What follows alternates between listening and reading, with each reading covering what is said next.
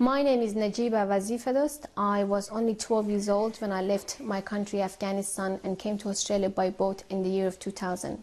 I have been in Curtin Detention Centre about 2 to 3 months. I have finished my education successfully and I'm a proud Australian citizen today. I don't really have any good memories from my childhood. Everything that I remember was in darkness.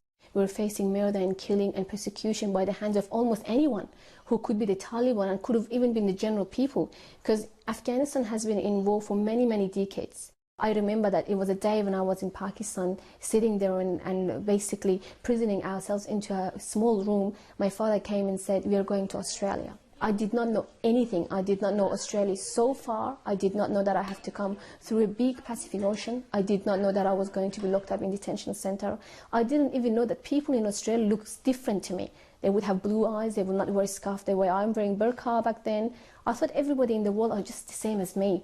When my father came home one day and he said, "We are going to Australia," and we said, "How did you come up with this decision and plan?" And he was saying that there is a person named smuggler. We were caught several times, we were put in prison, and then finally we got into Indonesia. But one thing that was worrying me the most at that time, rather than thinking about Indonesia itself, was the health of my mother, because she was about 8 months or 9 months pregnant. Till the time that I actually got into the boat, I did not know that we were going to come to Australia by boat. I didn't know how to swim, and we didn't have any equipment with us. We didn't have any resources, no saving jackets, nothing at all.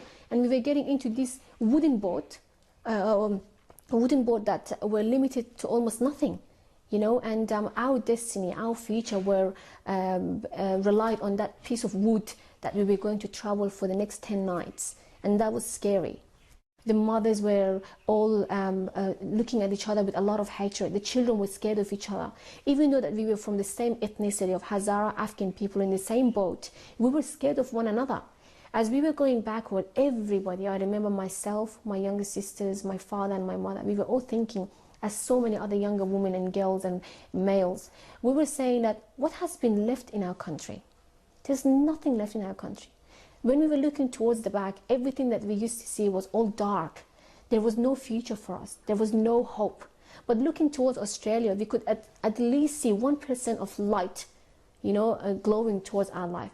We couldn't speak the language, but we were all kneeling down in front of the Australian Navy Force. But the only thing that we could see was their hands telling us to go back like that. I never forget that as I was holding my father's hand and getting out of the plane and sitting into the bus, and once we got out of the bus, we were in the middle of desert. Truly, it was no one else. It was a big, massive yellow land, you know, so hot. And the only thing that we could see was the wire fences all around a big area. So we found ourselves being locked in a place which Australia calls detention center, but I call a prison. It was traumatizing, especially for a lot of children. I think it's not the right place to live.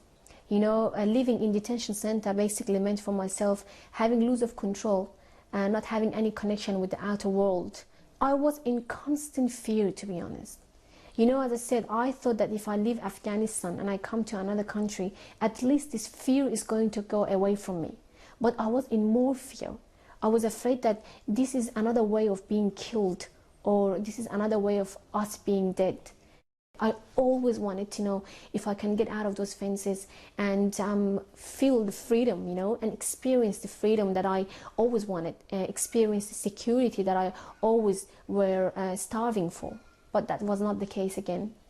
I just think my personal experience in life has built a stronger person out of myself.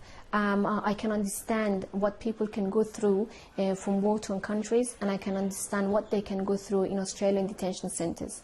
And that gives me a greater skills to help those people that are once released out of detention. I call Australia my home. I love Australia, and I love Australia for what they've given me. Today I breathe, I eat, I enjoy, I live is because of Australia.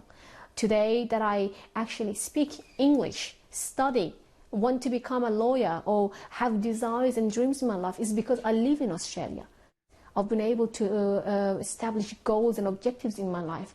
I'm looking towards a life where I'm trying to plan more and more. So this is the beauty of living in Australia.